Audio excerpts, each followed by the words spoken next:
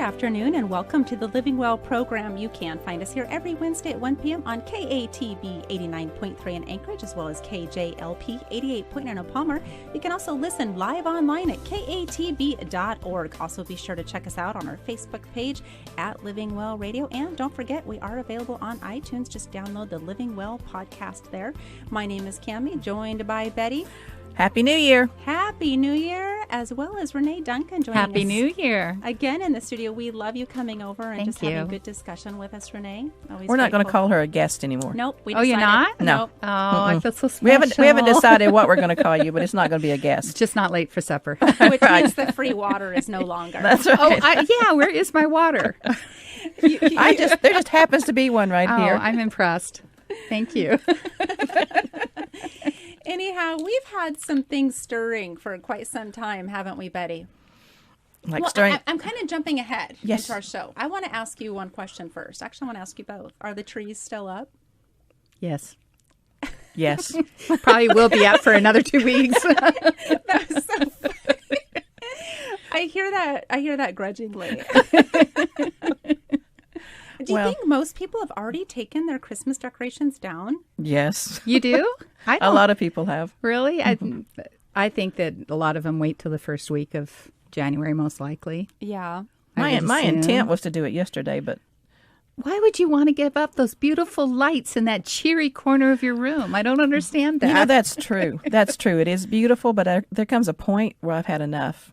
You Yeah. know, and I want to get my house back in order and everything straightened up, but it just hasn't happened yet. It will one day this week, maybe. Well, it's going to be 2 weeks because I'm going on vacation. So it's got to wait till I come back. Oh, my goodness. That's too funny. So the end of January, I know what you'll be doing. I don't know. I've started leaving lights up in some places, just white lights going up the stairs or something, and leave those on through the duration of the winter. So it kind of maintains that sparkly, I've lit often up thought, atmosphere. you know, what would be the problem if I just left it up all year? And then next December, I wouldn't have to worry about it. Well, you know, one year I tried to do an extended holiday type of a thing where I started with Christmas and then I would switch to Valentine and then I would switch to St. Patrick's Day. But it got really expensive, so I stopped doing it. Really? Yeah, because it's a tree. Trees are year round, you know, and I love the lights on my tree. It just is cheery to me to sit there and look at it. So why not decorate it for each one of the holidays? But I ran out of steam. You know That's what, way Betty? too much energy for me. Instead of the 12 days of Christmas, you should do the 12 months of Christmas. I could, and just couldn't I? keep Christmas going and give us a little nugget every month. There you How go. that's doing for you. I want to talk to you in August. In August. When you're sitting by your tree and your stockings. You know, actually, none of it's in the way at the moment. It's all really kind of clutter-free at the moment. So I'll think about that. That would be a unique thing to put out there, wouldn't it, as a little project? Yeah. Well, people leave their outside lights up all year. They do. That drives me nuts. Not me. In fact, years ago, I couldn't get my husband to hang the lights on the house. You know, he was too busy, all that kind of stuff. And so every time I drove by a house with lights on it, this is kind of manipulative, but I'm just being transparent here. And every time we drove by, I tell my daughters, I go, you know what? Where there's light, there's love, right? So every time we drove by a house with lights, they'd go, where there's light, there's love. And so one day they're driving around with their daddy and he goes, isn't that a pretty house? Oh, yes, Daddy. Where there's light, there's love. And he kept hearing it, and then my lights got put out. Oh, that's good. I like the way you did that. So much better than nagging. Yes. That was a Let good the tip. kids do it. Yeah. Like I said, manipulative. Oh, that's why we love Renee, because she's so transparent. Speaking of transparent, that's going to kick us off for today's show, because Betty and I have just kind of been talking about some of these words that we kept hearing throughout this last year. And I know Renee's been hearing them too, kind of the 2017 buzzwords of, say, small group, Bible study. And so what we kind of found those to be is the word authentic, transparent, and community. And then there's the phrase of doing life together. So we have put those all together and we have named this show the Authentic, Transparent Community Doing Life Together Show. Show. And that's what we're going to do today. So we're going to have fun just kind of talking about each of those words, because what we hear, the context that we're hearing these words and phrases is that people desire these things. But yet I can't help but be stirred with the question of, do they really? And so I think that's what's kind of brought us here today, is talking about those words. What do they really mean to people, and how are they impacting people, and do they really want to incorporate that into their life? I think that a lot of those words are just repeating the same thing, the same heart. And that's just having communication in a way that ties hearts together, being real, being authentic. All of those things are basically saying the same thing. But I do see a abuse of it in some circles. Yeah. Personally. Yeah. I know, you're both looking at me.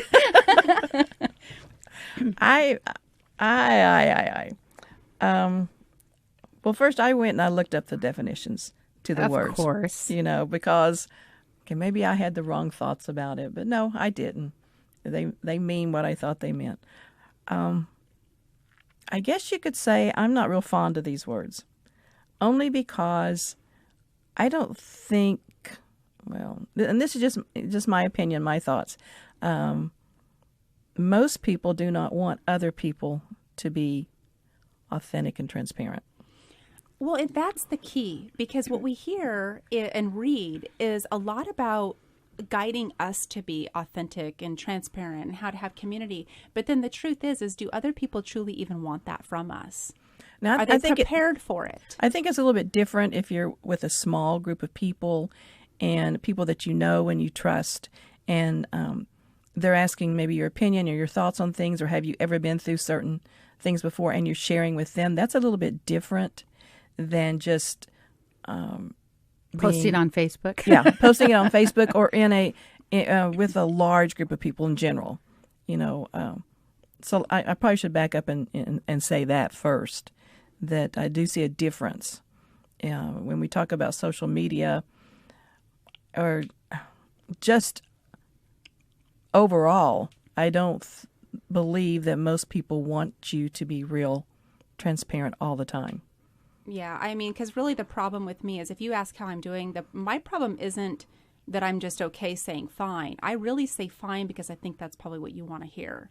And I think that's where the problem lies, is my issue is not being transparent and authentic. It's, I really don't think you care enough to hear me tell you. Do you think some of it too, though, is trust? If you don't trust to share with somebody that they will hold that precious and not misuse it, the information, sure, then you're far more willing to go a little bit more in depth.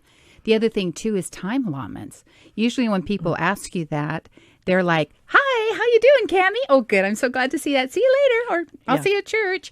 They don't have a half an hour to sit there and process with you some of the pain you might be walking through at that moment. Then don't ask how you're doing. Exactly. Yes. Because that question. Well, you know what? All around the world, there's different ways that you greet somebody in your community.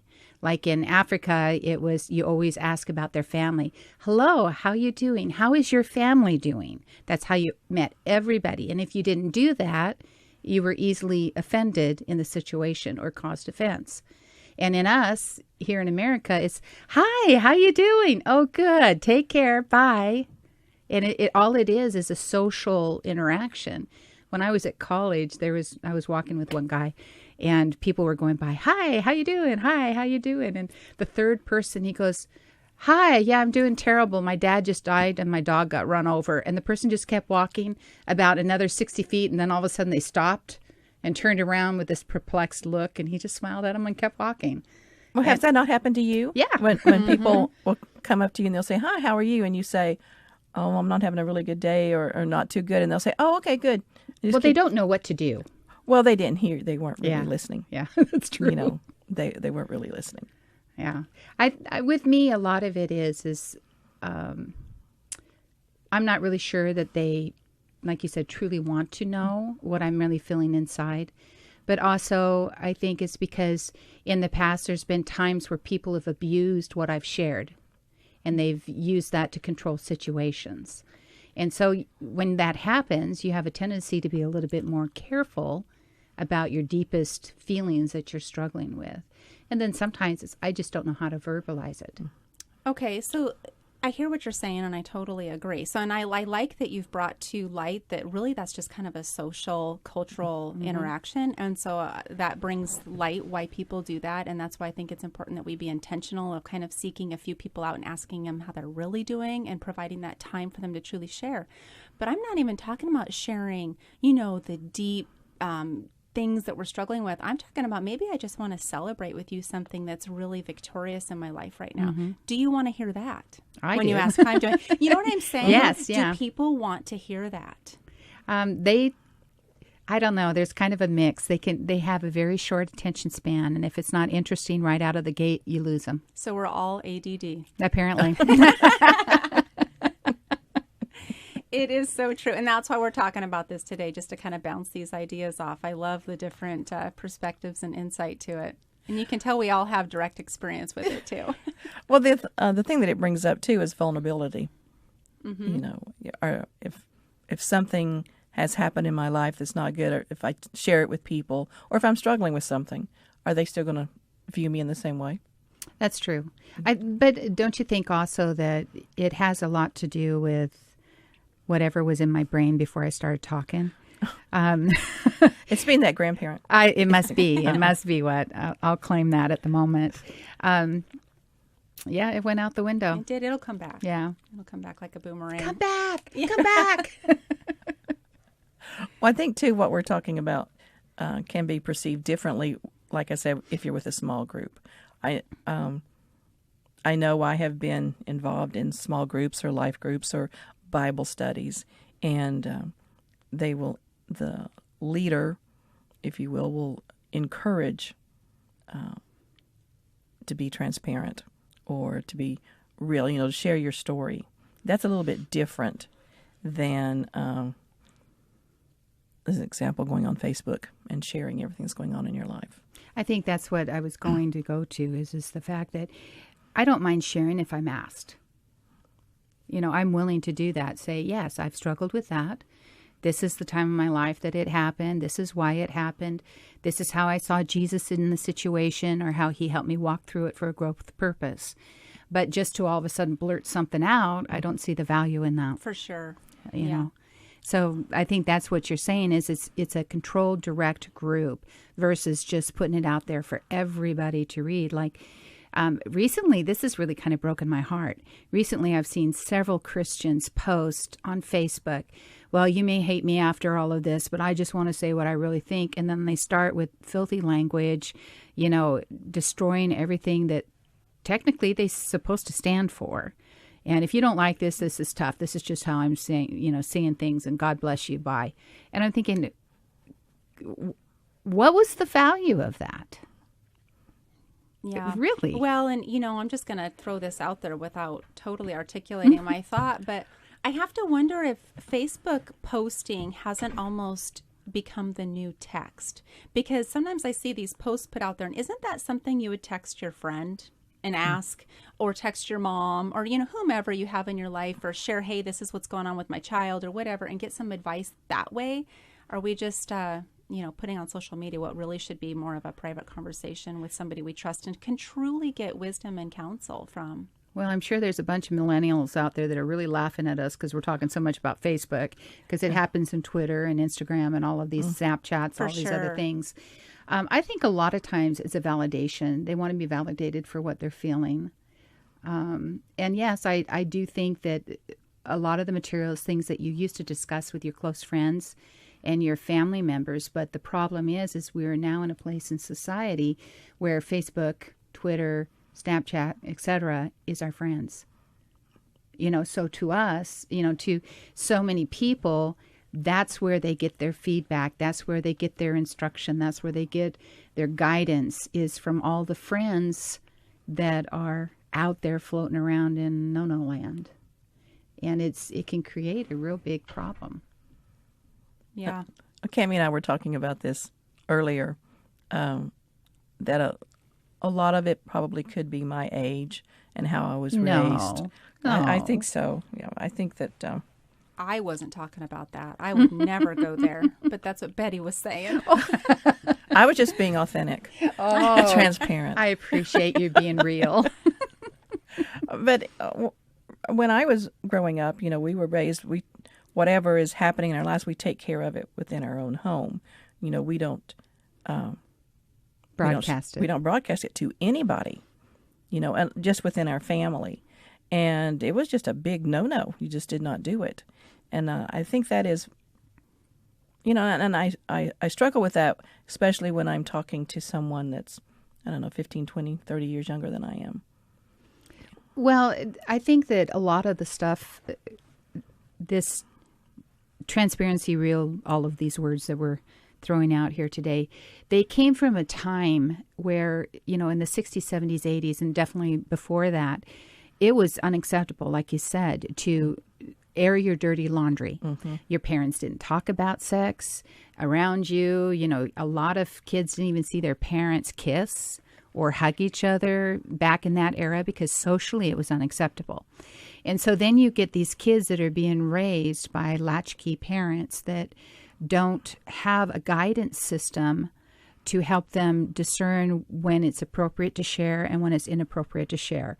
What you share, what you don't share, just for protection, if nothing more. And so we've got this pendulum that has taken place from this very strict, no disclosure, no discussion, no interaction with anybody other than your family, and sometimes not even them, to this extreme of writing people in 7 different countries, plus telling them every little dirty secret that you have or struggle that you're facing. And I don't think there's anything wrong with sharing the struggles, but what are you bringing out as a result? Are you pulling them down with you? Are you seeking man's opinion rather than, if you're a believer, searching out the things of the Lord because he has the answers? Are you willing to wait it out? Are you willing to seek him? Are you willing to pray through? Or are you wanting man's opinions? And I think because women have flesh on them, at least when we see them in person, we want to be drawn to that more than we do a God that we don't feel like we can touch because we don't know him as well as we need to. And so we've got that extreme taking place. And hopefully pretty soon we're going to come back to the middle and be able to have a balance between the appropriate sharing, discussing, nothing to be ashamed of, but just doing it, and the hidden factors. Mm-hmm. I think one of the things you were talking about is so important is when we are sharing. I'll say sharing our story, sharing my story. It's so important that when we're talking with people that we bring them back to what God has done, because that's the only one that's going to have the answer. He's the only one that has any of the answers. And as Christians, as believers in Jesus Christ, it's so important that we bring them back to that point. That it was all because of him that we survived. It was all because of him that I'm still standing. It's all because of him that I can get through my day. Well, and Cammie, I think you addressed this a little bit with sharing the victories that have taken place. Mm-hmm. And it used to be a prime component in your church life that you practice giving testimony. And what giving testimony was is you were telling of the good and the bad things that had happened, but also what came out of that. What did you learn? Even though it was a rough place, what did you learn from it? How can you encourage others to stand firm, to hold on to the gospel? Because God doesn't say it's not going to happen. Pain isn't going to happen. He just says, I'll be there with you if you give me the opportunity. And I think that if we could bring back that concept where our words need to be speaking life instead of death, that would flip a lot of things. And I'm reminded of Philippians 4:8, which many of us have memorized that over the years. And it's, finally, my brothers and sisters, always think about what is true. Think about what is noble, right, and pure. Think about what is lovely and worthy of respect. If anything is excellent or worthy of praise, think about these kinds of things. And I think what happens a lot of times when we're getting into that mode of sharing, we tend to share the bad. Mm-hmm. And we end up getting in the cycle of destruction. We're verbalizing negativity. We're thinking negativity. And we can't seem to focus on what could come that is good out of the situation. And here we got a direct quote from Scripture telling us, don't think about the darkness. Think about what the good things are and talk about these things. Live these things, focus on these things, and that's going to pull you up out of that darkness. Well, and too, so on that note, what I have observed, I can't stand the label of millennial, but, you know, for the sake of simplicity and everybody kind of coining that term, talking about the younger generation, what I see as a common theme is they all want this God story. And so you see these kids that have grown up in church and they may feel that they don't have one. And so then they're almost just trying to dig up some negative thing and then call that their God story of how God has transformed that one thing, and totally dismissing the fact that their story, you know, is full of pages. It's not just one moment. That's good. But it's what is God doing now? And so I went to a couple young people just in interest of doing this video project. And instantly, as I kind of posed the question to them, of, you know, what God's doing in their life, they went to a moment in their past. And I had to bring them forward. No, what is God doing Today. now? And they get stuck there in that negative pattern of, you know, they see it as a transformational moment. So that's positive in some sense. But I just wonder if, I'm kind of being repetitive now, but if they forget that God's still doing things in their life. Well, you know, it's not just the millennials. You know, it is all generations. I see this happen in 90-year-olds, 80-year-olds, 70-year-olds, 60-year-olds, 50-year-olds, 40-year-olds, all the way down. Everybody has a tendency, because Satan wants to keep us in the dark. He wants to create this time where we have lack of understanding. So if we focus on the past rather than rejoicing over the past or knowing that it exists and focusing on today, where am I at with the Lord today? Am I the same I was yesterday, or am I progressing forward? Am I in a hindering spot, or am I in a victorious spot? And story is another, this is a term that I'm hearing really big right now. Yep. My story, God's story. And I liked how you said that. The pages of the book are still being written.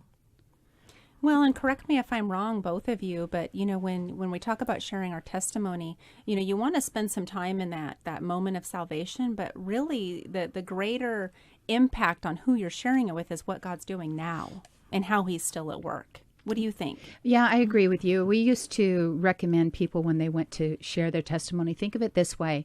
Think of it in a block of 4 fourths. 1 quarter, you talk about the way you were before. 1 quarter, you talk about what happened upon salvation and how you came to know Christ. And then you've got the remainder, 2 quarters, of time spent on what God has done in your life since, what he is doing now, because that's the truth of the gospel, is the changed life, the life on fire. And if we use our salvation as our moment in time and nothing else happens from that point that's great, then we need to examine a little bit why. Well, we're all still a work in progress, too.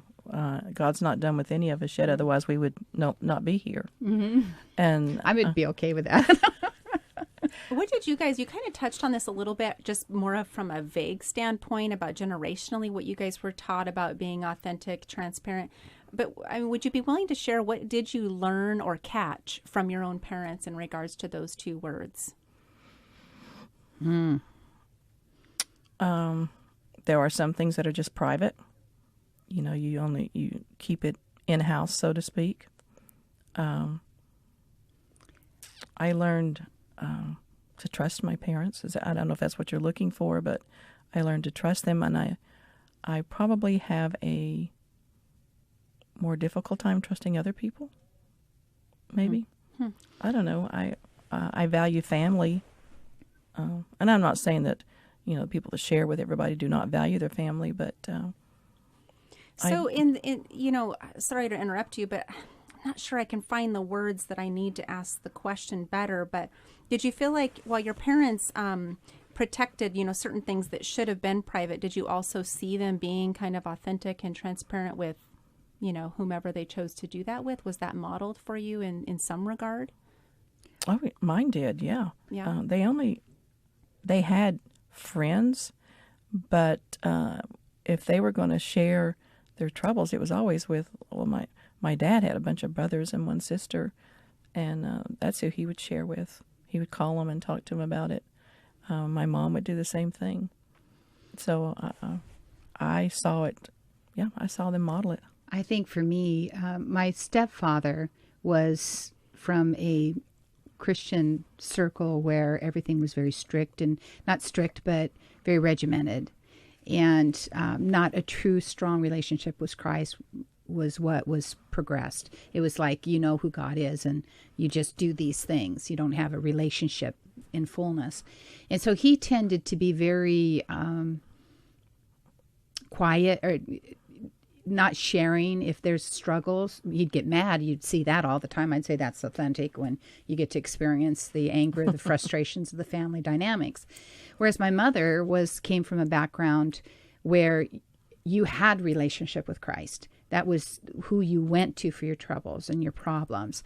And so what I saw modeled was, if there was a situation that came up, you went to prayer. You asked people that you felt would truly pray for you, to pray and get an answer, to help you, to strengthen you, to meet the need, whatever it was. So that's what was modeled for me.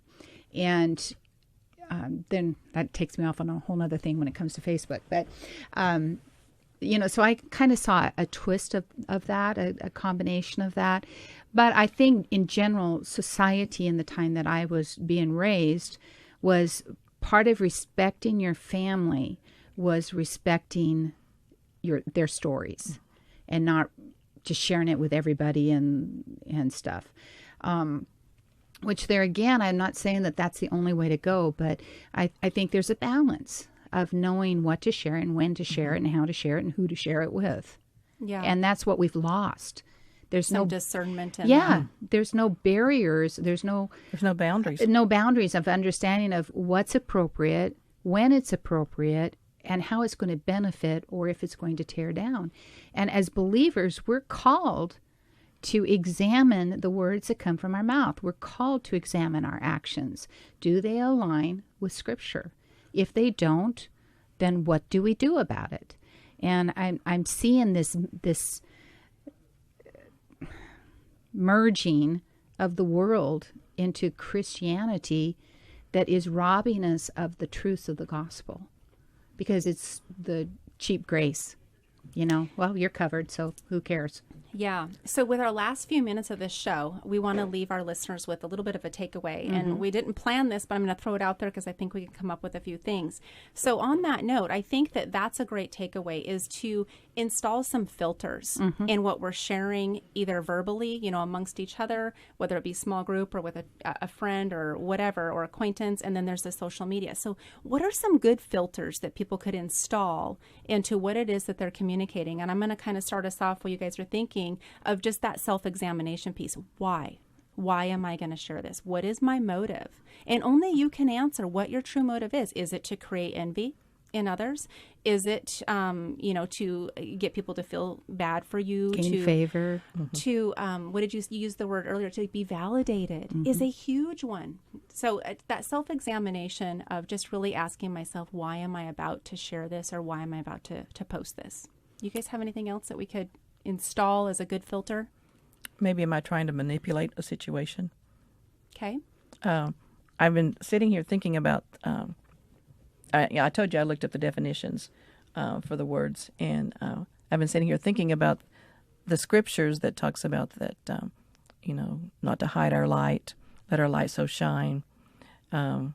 Jesus is the light, because the definition of transparency is that it is something, or you are sheer enough to allow the light to shine through. That's good. Mm-hmm. So maybe one of the boundaries would be, as a believer, is what I am posting, is that going to let others know that I am a follower of Jesus Christ?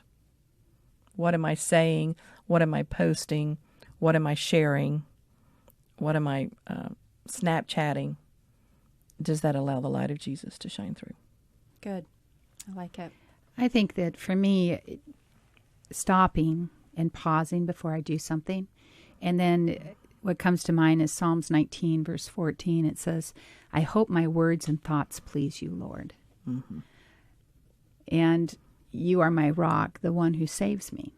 So when I do this, is this going to please you? And if it's not, am I willing to lay it down as my sacrifice? Very good. Very good. So we got 3 filters. Can you sum them up for me, Betty? Oh my goodness. Just self-examination. Why am I doing this? Mm-hmm. Yours is God is His light going to shine through this? Mm-hmm. Are people going to see Christ in me? And does this please the Lord? And does this please the Lord? I think that's excellent. We can all apply those even ourselves and just pause. We want to thank our listeners so much for joining us for today's show. Great conversation. We hope that you guys enjoyed it. I'll kind of end on sharing this. Betty and I had talked earlier on in kind of creating the show of, women like to eavesdrop. And we thought this radio show would give women a way to do that and not feel bad about it. So we hope you've enjoyed kind of eavesdropping on our conversation today and that it inspired you, encouraged you, and even challenged you. We want you to stay tuned for our next show. I think we'll be talking about community. Doing life together. Doing life together. So please join us next Wednesday. Again, that's another episode of Living Well, and you can find us here every Wednesday at 1 p.m. on KATB 89.3 in Anchorage, as well as KJLP 88.0 in Palmer. If you can't tune into those, please do join us online at katb.org or our Facebook page at Living Well Radio. We'll see you next Wednesday.